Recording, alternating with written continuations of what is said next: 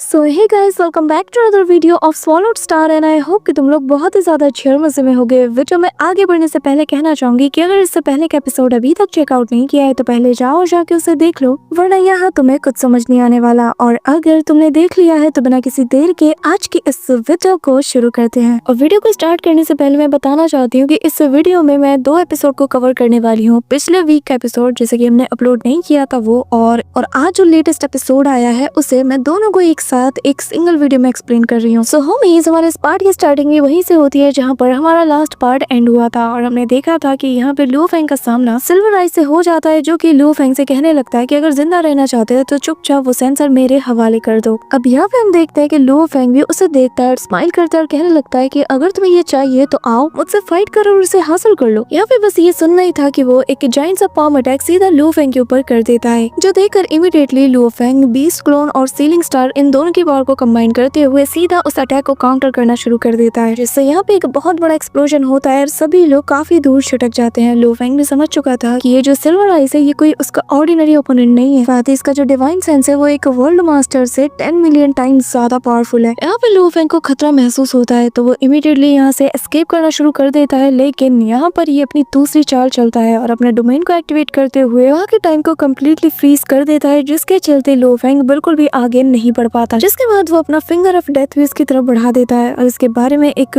कहावत ये भी है कि अगर किसी की तरफ ये फिंगर ऑफ डेथ अटैक चलता है ना तो उस बंदे की ओरिजिन सोल पूरी तरीके से डिस्ट्रॉय हो जाएगी और उसका मरना तय है। लू फेंग जी जान लगाकर उसके इस फोर्स से खुद को बचाना चाहता था क्योंकि ये अटैक उसकी तेजी से काफी करीब आ चुका था, पर फिर लू फेंग खुद को उसके इस इल्यूजन से आजाद कराते हुए सिल्वर विंग से कवर करता है, लेकिन जो इम्पैक्ट इस फिंगर का उसे पड़ा था ना, इसके चलते लू फेंग काफी ज्यादा इंजर्ड हो चुका था। एक इनविजिबल इमॉर्टल किंग लेवल की पावर का अंदाजा यहाँ पे लू फेंग को लग चुका था। बाकी के जो मॉन्स्टर्स थे वो यहाँ पे लू फेंग को ही देखे जा रहे थे और कहने लगते हैं कि क्या ह्यूमन सच में इतना ज्यादा स्ट्रॉन्ग होते हैं। लेकिन चाहे जो हो, एक बार सिल्वर आइज किंग ने अपनी सिल्वर आइज को ओपन कर ली तो फिर इसका खेल खत्म। यहाँ पे हम देखते हैं कि फिर ये जो बंदा था यानी कि सिल्वर आइज किंग, वो अपने सिल्वर आइज को ओपन करता है तो ये नजारा देखकर लू फेंग भी दंग रह जाता है और यहाँ अगले ही पल लू फेंग खुद को एक अलग ही जगह पे पाता है और जो कि इस सिल्वर आइज का एंडलेस रीइंकार्नेशन साइकिल अटैक है, एक ऐसा इल्यूजनरी अटैक है जहाँ पर बाहर का 1 सेकंड काफी लंबा चलता है। यहाँ पे हम देखते हैं कि लू फेंग एक एक करके उन सारे इल्यूजनरी वर्ड को तोड़ता जाता है, लेकिन ये वापस से क्रिएट हो जाते हैं। अब यहाँ पे लू फेंग समझ चुका था कि यहाँ का वक्त जो है वो काफी धीमे से गुजर रहा है, जिसके चलते लू फेंग यहाँ पे अब इस वर्ल्ड को डिस्ट्रॉय करने की बजाय यहाँ पर बैठ के कल्टिवेट करना शुरू कर देता है। इसी के साथ तो फाइनली लू फेंग जब अपनी आंखें खोलता है तो काफी लंबा वक्त बीत चुका था और अगले ही पल वो उसके इल्यूजनरी वर्ल्ड को डिस्ट्रॉय करते हुए बाहर आता है, जो देखकर वहाँ मौजूद सभी लोग दंग रह जाते हैं। यहाँ पे सिल्वर आइज लू फेंग से पूछने लगता है कि बताओ आखिर तुमने इसे ब्रेक कैसे किया और एग्जैक्टली तुमने यहाँ पर कितना समय बिताया है। जिस पर लू फेंग स्माइल करते हुए कहता है कि ठीक से याद नहीं, लेकिन लगता है कि मैंने 10 एरा से भी ज्यादा का वक्त वहाँ पे स्पेंड किया है। यहाँ पे बस ये सुनना ही था कि सभी लोग हैरान हो जाते हैं। अब यहाँ पे ये सब कुछ देखकर सिल्वर आइज किंग लू फेंग से कहने लगता है कि मानना पड़ेगा, तुम वो पहले इंसान हो जो कि मेरे तीनों अटैक्स को काउंटर करके भी सर्वाइव कर गया और जिसके लिए अब मैं तुम्हारी इज्जत भी करने लगा हूँ। अब यहाँ पे लू फेंग कहने लगता है कि ठीक है, अब अटैक करने की बारी मेरी है। वो निकालता है यहाँ पे एरो किंग को और सीधा इसकी तरफ अटैक के लिए भेजता है। ये दूसरी तरफ लू फेंग भी उस पर अटैक को जाता है। अब दोनों को देखकर ये कंफ्यूज हो जाता है कि पहले किसे देखे, लेकिन इस मौके का फायदा उठाकर लू फेंग अपने स्वॉर्ड से इसके एक आर्म को काट देता है। ये देखकर वहाँ मौजूद सभी का मुंह खुला का खुला रह जाता है कि यहाँ पे सिल्वर आइज किंग का हाथ एक ह्यूमन ने काट दिया था। इसे इतने साल में कोई भी इंजर्ड नहीं कर पाया था, लेकिन एक ह्यूमन ने ये कर दिखाया था। अब यहाँ से लू फेंग इमीडिएटली एस्केप करने लगता है और फिर जाते हुए उससे कहने लगता है कि देखो, मैं तुमसे लड़ना नहीं चाहता, ऊपर से तुम स्ट्रॉन्ग भी हो, मैं तुम्हारी इज्जत करता हूँ, इसीलिए हम चाहे तो एक डील आपस में कर सकते हैं। इस दौरान सिल्वर आइज किंग ने अपने हाथ को भी रिग्रो कर लिया था। इसी के साथ हम टॉप 5 जायंट में से एक हॉल के लीडर को देखते हैं, जो कि यहाँ पर लू फेंग के बारे में इंफॉर्मेशन अपने लोगों से ले रहा था। साथ ही उसे ये भी पता चलता है कि इस वक्त लू फेंग सिल्वर आइज किंग के पैलेस की तरफ गया है। यहाँ पे इनका निशाना लू फेंग होता है। वहीं दूसरी तरफ हम सिल्वर आइज किंग के पैलेस के अंदर का सीन देखते हैं और यहाँ पे भाई साहब जो डील इनके बीच हुई थी ना, वो देखकर अब मैं तुम्हें क्या ही बोलूं। यहाँ पे हम देखते हैं कि सिल्वर आइज किंग उस सेंसर को पाते साथ ही वर्चुअल वर्ल्ड में कनेक्ट करके गेम खेलता है। अब मैं क्या ही बोलूं, दिन भर ये बस खाता है पीता है और गेम्स खेलने में बिजी रहता है। यहाँ पे हम लू फेंग को भी देखते हैं, जहाँ पर उसके हाथ पे एक चीज होती है और वो कहने लगता है कि फाइनली मुझे जो चाहिए था वो मुझे मिल गया और मेरे लिए ये डील काफी ज्यादा फायदेमंद भी रही। साथ ही यहाँ पर लू फेंग ने अपने फादर के गेमिंग गिल्ड में इस सिल्वर आइज किंग को ज्वाइन करवा दिया था और अब ये दोनों भी काफी अच्छे दोस्त तो बन चुके थे। वहीं दूसरी तरफ हम देखते हैं कि जो हेवनली वॉल था उसे ये सुनते साथ ही काफी ज्यादा गुस्सा आता है कि इससे बड़ा बेवकूफ कहाँ मिलेगा जो कि एक सेंसर को पाकर वर्चुअल वर्ल्ड में बस गेम खेलने में बिजी है। वो चाहता तो इसके जरिए से आउटसाइड वर्ल्ड में कांटेक्ट करके यहाँ से सभी की जान छुड़ा सकता था। अब यहाँ पे तभी टियानलिन के दिमाग में आइडिया आता है कि शायद से इस ह्यूमन के पास और भी सेंसर्स होंगे और अगर हमारे हाथ में उनमें से एक लग जाता है तो हम डीमन क्लैन से कांटेक्ट करके यहाँ से बाहर जाने का रास्ता निकाल सकते हैं। अब यहाँ पे हेवनली वुल्फ सभी जगह अनाउंस कर देता है कि जो भी उस ह्यूमन को पकड़ के लाएगा उसे बहुत बड़ा रिवॉर्ड दिया जाएगा, जिसके चलते चारों तरफ ये खबर आग की तरफ फैल जाती है कि यहाँ पे जो हेवनली वुल्फ है वो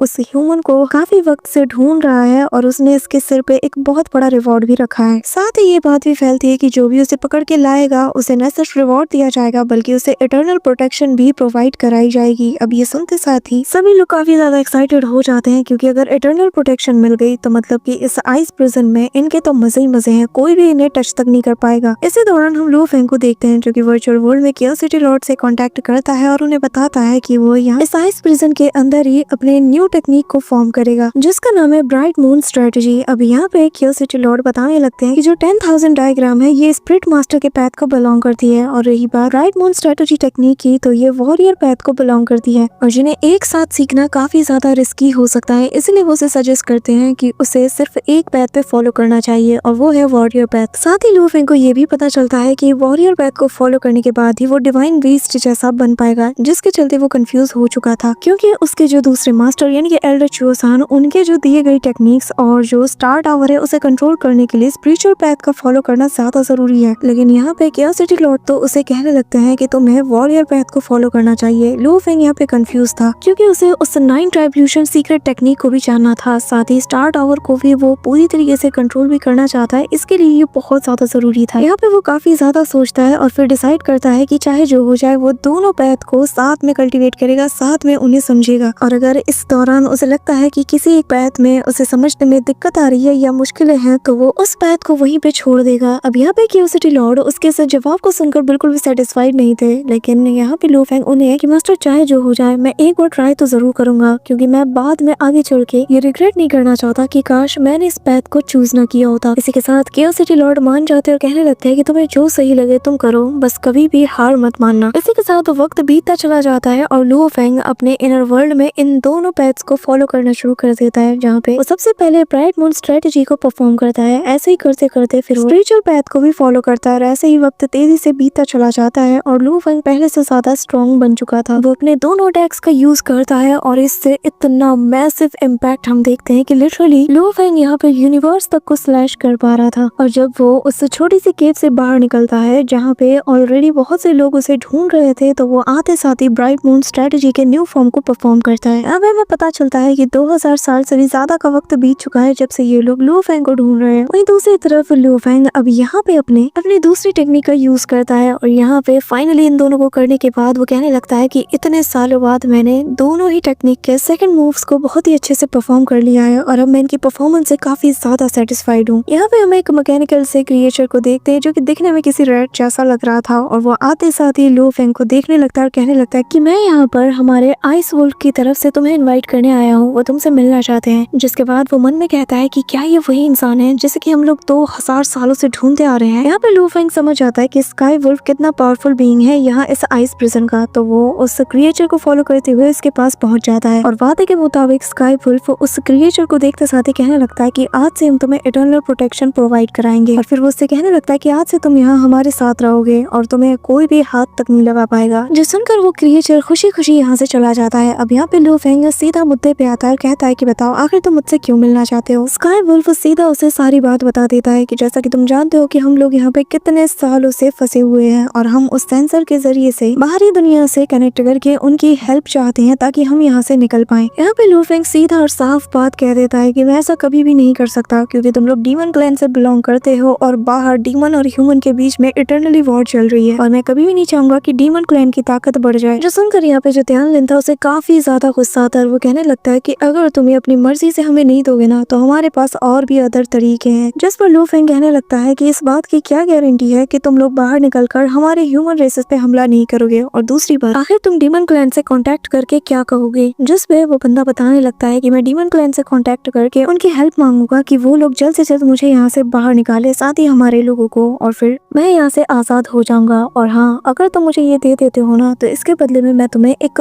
बहुत ही बड़ा ट्रेजर देने वाला हूँ। लेकिन लो फेंग फिर भी उसे मना कर देता है। ये सुनकर बाकी सभी को भी काफी ज्यादा गुस्सा आता है और अभी ये लोग लो फेंग के करीब जाने लगते हैं और तेजी से गुर्राते हुए कहने लगते हैं कि चुपचाप दे दो वरना हम तुम्हें यहाँ मार डालेंगे। यहाँ पे इन लोगों को गरीब आता हुआ देखकर भी लो फेंग कहने लगता है कि मुझे फिर भी तुमसे कोई ट्रेड नहीं करना, जिसपे यहाँ पे ये लोग लो फेंग को 2 ट्रेजर्स का ऑफर देते हैं। लेकिन लो फेंग फिर भी मना कर देता है, जिसके चलते यहाँ सभी लोगों को काफी ज्यादा गुस्सा आता है और यहाँ जो वुल्फ है वो काफी तेजी से दहाड़ मारता है, जिसके चलते सभी डर जाते हैं। वो बताने लगता है कि तुम्हें कोई आइडिया ही नहीं कि आखिर तुम किसे मना कर रहे हो। यहाँ पे हम देखते हैं कि उसका गुस्सा बढ़ता ही जाता है। लेकिन तभी यहाँ पे लो फेंग कहने लगता है कि चाहे जो हो जाए मैं तुम्हारे साथ डील नहीं करना चाहता। यहाँ पे हम देखते हैं कि तियानलिन उसे जान से मारने की धमकी भी देता है, जिसपे लो फेंग कहता है कि अगर तुम मुझे मार दोगे तो तुम्हें कभी भी उस सेंसर का एक्सेस ही नहीं मिलेगा। ये कहते साथ ही वो अपने अटैक को प्रिपेयर कर रहा था, जिसे देखकर वो समझ आता है कि यहाँ इस ह्यूमन को मेरे अल्टीमेट ट्रेजर की जरूरत है। तो अब वो उसे अल्टीमेट ट्रेजर का ऑफर देता है, जिसपे लो फेंग पूछता है कि आखिर वो क्या चीज है। कि तभी वो अपने पास से उस बीस्ट इनहेरिटेंस टोकन को बाहर निकालता है और यहाँ पे ये देखते साथ ही लो फेंग भी सरप्राइज था। साथ ही वो बताने लगता है कि यूनिवर्स का सबसे पावरफुल सेक्ट एंसेस्टर सेक्ट से ये टोकन बिलोंग करता है। अब लो फेंग यहाँ पे इस सेक्ट के बारे में उसे सारी इन्फॉर्मेशन दे देती है कि कैसे ये सेक्ट बहुत ही पुराना है और यूनिवर्स जब बन रहा था तब से ये एग्जिस्ट करता हुआ आ रहा है। साथ ही यूनिवर्स के जो टॉप के पावर हाउसेस होते हैं बस वही लोग इस सेक्ट को ज्वाइन कर सकते हैं और इसके इस वक्त फिलहाल में 3000 टोटल मेंबर्स हैं। और सबसे चौंकाने वाली बात ये है कि ये सेक्ट बाकी सेक्ट से काफी ज्यादा डिफरेंट है। ये लोगों को बेवजह परेशान नहीं करती, ना ही पावर के लिए उन्हें हंट करती है, ना ही किसी के मैटर में वो दखल देती है। ये सेक्ट इतना ज्यादा पावरफुल होने के बावजूद भी इनके पास जो सबसे पावरफुल और रेयर चीज है वो है डिवाइन बीस्ट इनहेरिटेंस टोकन। और अगर लो फेंग के पास ये आ जाता है ना तो ये इसके लिए बहुत ही अच्छा सौदा होगा। अब यहाँ पे पापा की बात तो सुनते साथ ही लो फेंग मान जाता है और यहाँ लो फेंग तियानलिन से कहता है कि ठीक है मैं इस डील के लिए अग्री करता हूँ, जो सुन के वो भी काफी ज्यादा खुश था। अब लो फेंग अपने पास से सेंसर को बाहर निकालता है, जिसे देखते साथ ही यहाँ पे सभी लोग काफी ज्यादा एक्साइटेड हो जाते हैं। कि तभी वो कहने लगता है कि ठीक है तुम पहले मुझे अपना सेंसर दो, मैं तुम्हें फिर अपना ये डिवाइन बीस्ट इनहेरिटेंस टोकन दूंगा। अब यहाँ पे जैसे ही वो इस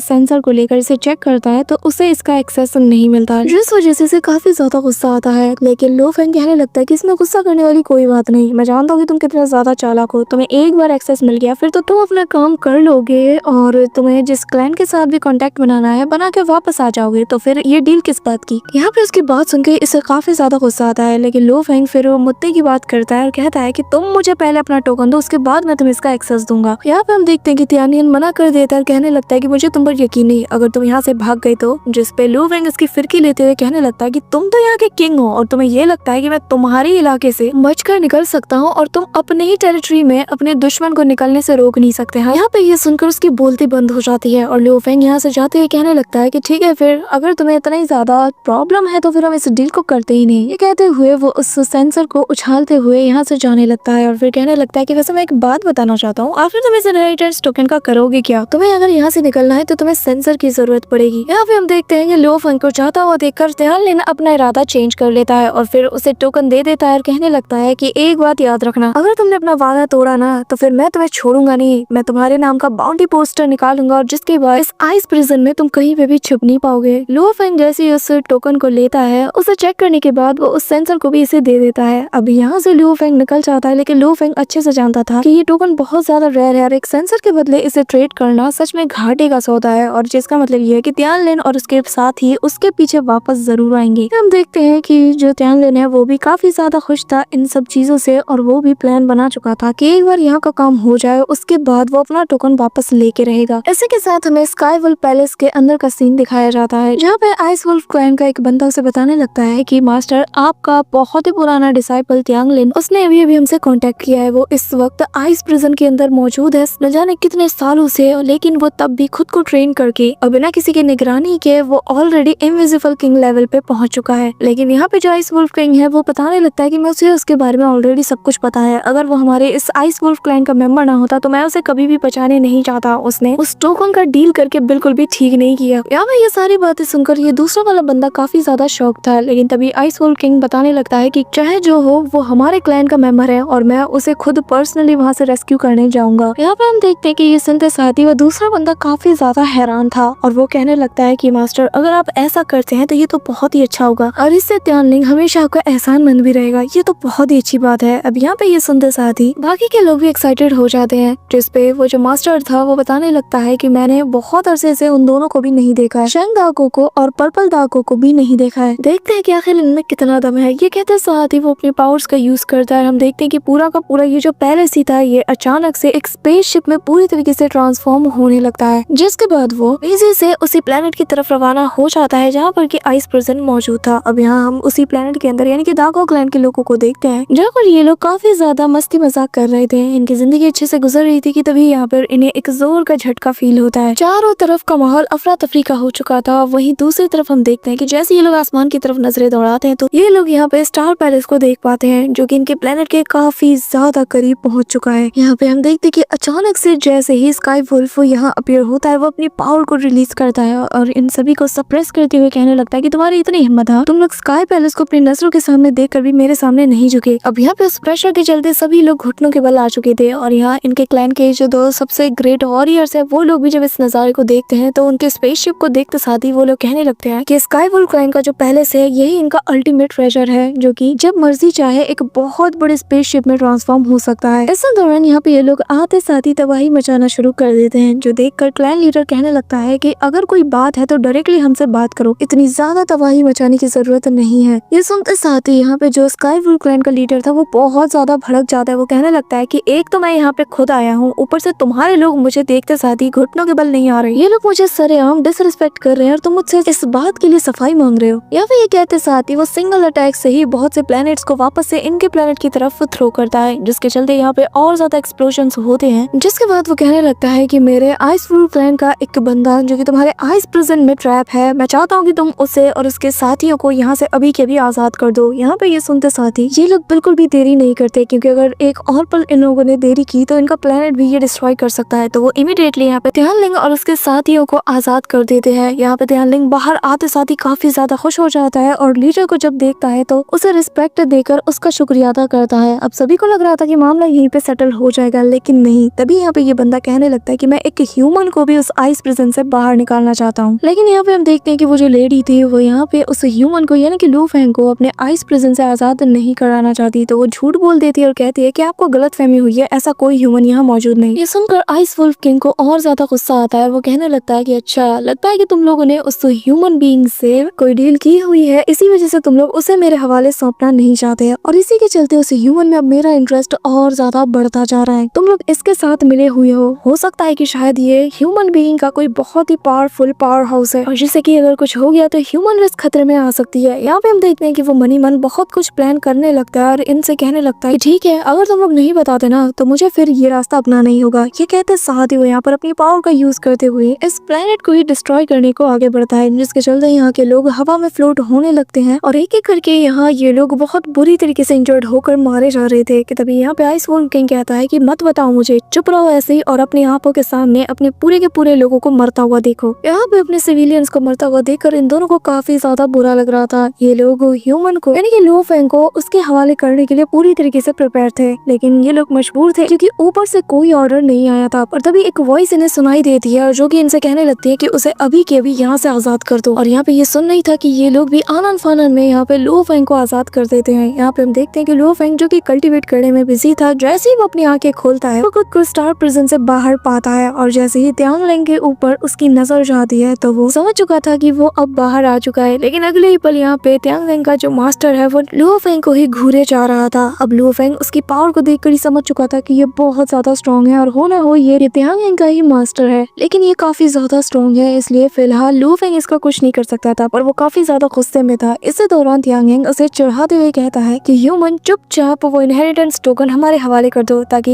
मेरे मास्टर का गुस्सा थोड़ा कम हो जाए और एटलीस्ट वो तुम्हारी जान बख्श दे। यहाँ पे लू फेंग की पावर को देखकर आइस वुल्फ क्लैन का लीडर हंसते हुए कहने लगता है कि अच्छा, तो तुम ये हो, एक मामूली सा वर्ल्ड मास्टर लेवल का ह्यूमन मेरे सामने सामने एरोगेंट बनने की कोशिश कर रहे हैं। मेरे सामने तुम्हारा ये नाटक काम नहीं आएगा। तुम यहाँ बस ट्रेजर का यूज करके खुद की पावर को इमॉर्टल लेवल का दिखा रहे हो। यहाँ पे हम देखते हैं कि ये बात जब वो लू फेंग सुनता है ना तो वो चारों खाने चित हो जाता है, क्योंकि उसके सीक्रेट को इतनी जल्दी कोई रिवील नहीं कर सकता। लेकिन लू फेंग के बाहरी अपीयरेंस को देखकर ही यहाँ पे आइस वॉल किंग ने सब कुछ बता दिया। यहाँ पे दाव की क्लैन के लोग भी काफी ज्यादा हैरान थे। इसी दौरान वो यहाँ पे अपने सक्शन फोर्स का यूज करते हुए लू फेंग को अपनी तरफ खींचता है। लू फेंग यहाँ पे अपने उन्हीं वाइन्स को निकाल के रोकने की कोशिश करता है, लेकिन वो फील कर पा रहा था कि इसके आगे उसकी कोई टेक्निक काम नहीं आएगी। यहाँ तक कि उसका लॉ पावर भी जैसे कोलैप्स होने के साइन देने लगा था। लेकिन लू फेंग के इस जज्बे को देखकर जो स्काई वुल्फ किंग है ये काफी ज्यादा इम्प्रेस हो जाता है और वो उसकी तारीफ करते हुए कहता है कि तुम्हारे अंदर पोटेंशियल की कोई कमी नहीं और इसमें तुम्हारी कोई गलती नहीं कि तुम नेचुरली इतने ज्यादा वीक हो। असल में ह्यूमन रेस तो सबसे ज्यादा कमजोर रेस मानी जाती है और मेरा जो आइस वुल्फ क्लैन है ना ये ह्यूमन से पर्सनली बहुत ज्यादा नफरत करते हैं और बस यही रीजन है कि मैं पूरे के पूरे ह्यूमन रेसेस को मिटा के रख देना चाहता हूँ। अब यहाँ पे ये सारी बातें सुनकर सभी लोग लू फेंग की तरफ देख रहे थे कि आखिर ये क्या करेगा, जिसके बाद आइस वुल्फ किंग अपनी पावर का यूज करके चारों तरफ से उसे ट्रैप कर चुका था। इसी दौरान अब वो उसे मारने को जाता है, जो देखकर दाओ क्लैन के लोग भी इसके लिए फिक्रमंद हो रहे थे। इसी दौरान लू फेंग कम्प्लीटली फ्रीज होकर बस यहाँ पे एक टक देखे जा रहा था। वो ना अपनी उंगली हिला पा रहा था ना कोई ट्रेजर का यूज कर पा रहा था। लेकिन तभी यहाँ स्टार बेल्ट से बहुत ही डिवाइन और गोल्डन एनर्जी बाहर निकलती है, जिसके चपेट में आते साथ ही लू फेंग पहले से ज्यादा राहत फील करता है और अब सभी की नजर उसी स्टार बेल्ट पे जाती है। लेकिन जो लीडर थी यहाँ पे वो देख कर ही पहचान जाती है कि ये तो वही रेयर 1000 ट्रेजर रिवर है। यहाँ पे सभी की आंखें उस पे फिक्स थी कि तभी यहाँ पर इस पावर के चलते अचानक से लू फेंग इन दोनों के पीछे आके टेलीपोर्ट होता है। लू फेंग को भी समझ नहीं आ रहा था कि आखिर क्या हुआ, लेकिन जब यहाँ पे वो उस रिवर को देखता है तो वो समझ जाता है कि इसी के चलते उसकी जान बच पाई और जिसका मतलब ये है कि केओस सिटी लॉर्ड यहाँ पे आ चुके हैं। इसी दौरान आइस वुल्फ किंग जब इस डिवाइन लाइट को देखता है तो इसे गुस्सा तो आ रहा था और फिर वो अपने दांतों को पीसते हुए कहता है कि केओस सिटी लॉर्ड अगर यहाँ पे आ ही गए हो तो मेरे सामने आने में इतनी ज्यादा शर्म क्यों आ रही है। यहाँ पे ये सुनना ही था कि रिवर का फ्लो बहुत ज्यादा तेज हो जाता है, जिसके चलते यहाँ पे स्काई वुल्फ किंग का जो पैलेस था ये भी अनस्टेबल होके शेक करने लगता है। सभी लोग इस एपिक क्लैश को देख पा रहे थे और यहाँ पे जो आइस वुल्फ किंग है इसकी तो हालत ही अब खराब होने लगती है कि तभी यहाँ पर हम एक जायंट से फिगर को देख पाते हैं, जो कि यहाँ पर आते साथ ही यहाँ आइस वुल्फ किंग से कहने लगता है कि तुम्हें शर्म आनी चाहिए, तुम एक क्लैन लीडर होते हुए भी तुमने यहाँ एक ह्यूमन जूनियर को मारने की कोशिश की। इसी के साथ हमें बताया जाता है कि ये केओस सिटी लॉर्ड का एक क्लोन बॉडी है जो कि लू फेंग को सेव करने के लिए यहाँ पर आया था, वरना इस आइस वुल्फ किंग की इतनी औकात का इससे निपटने के लिए खुद यहाँ पे केओस सिटी लॉर्ड अपनी ओरिजिनल बॉडी के साथ आए। यहाँ पे हम देखते हैं कि जो केओस सिटी लॉर्ड होते हैं इनके क्लोन बॉडी को देखकर लू फेंग भी काफी ज्यादा हैरान था और यहाँ पे जो क्लोन बॉडी थी वो यहाँ पर आइस वुल्फ किंग से कहने लगती है कि तुम्हें अभी भी शर्म नहीं आ रही है जो मेरे सामने ऐसे खड़े हो, इतना ज्यादा एरोगेंट तुम कैसे हो सकते हो। जिस पे जो आइस वुल्फ किंग है वो अपनी झूठी कहानी बनाने लगता है, कहने लगता है कि मैं बस यहाँ पर जो मेरा है वो लेने आया हूँ। इस ह्यूमन के पास डिवाइन बीस्ट क्लैन का इनहेरिटेंस टोकन है जो कि हमसे बिलोंग करता है और इसने हमसे छीना है और आप यहाँ इससे फेवर कर रहे हैं, ये कहाँ का इंसाफ है। यहाँ पर इसकी बकवास सुनना ही था कि सिटी लॉर्ड को काफी ज्यादा गुस्सा आता है। रिवर का फ्लो ये और ज्यादा तेज करा देते हैं, जिसके चलते उसका जो पैलेस था वो इस फ्लो में कम्प्लीटली बह जाता है। इसी के साथ यहाँ पे सभी लोग पैनिक करने लगते हैं, लेकिन केओस सिटी लॉर्ड उसे एक आखिरी वार्निंग देते हुए कहने लगते हैं कि अभी के अभी अगर तुम यहाँ से नहीं निकले तो बाद में मुझे मत कहना, फिर तुम और तुम्हारे क्लैन के साथ जो कुछ भी होगा इसके जिम्मेदार तुम खुद होगे। यहाँ पे स्काई वुल्फ लीडर के पास कोई भी ऑप्शन नहीं बचता है, तो वो यहाँ पे लू फेंग की तरफ देखकर कहने लगता है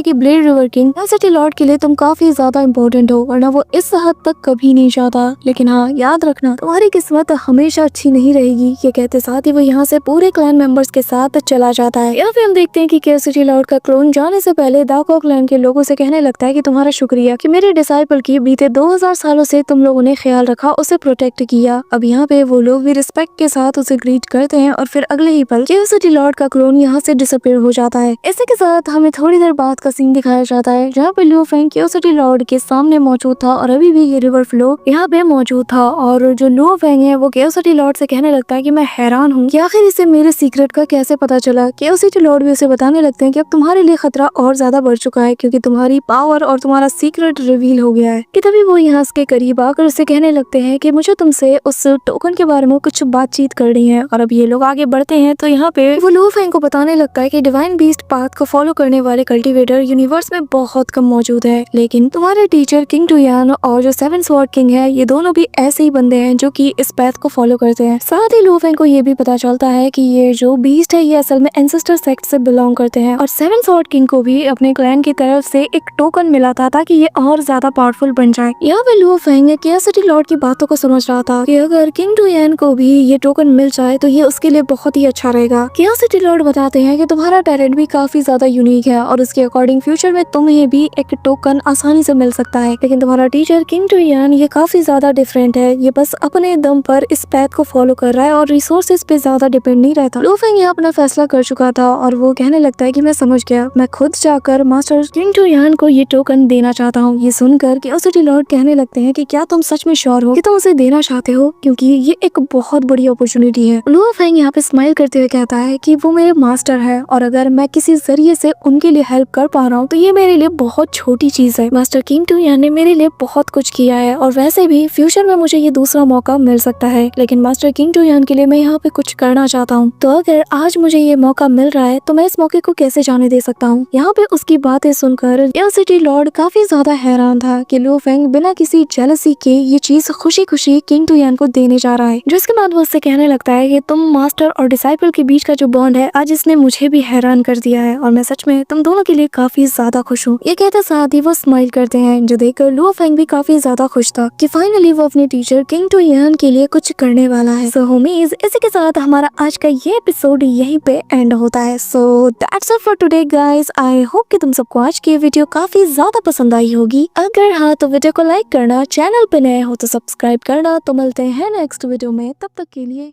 बाय।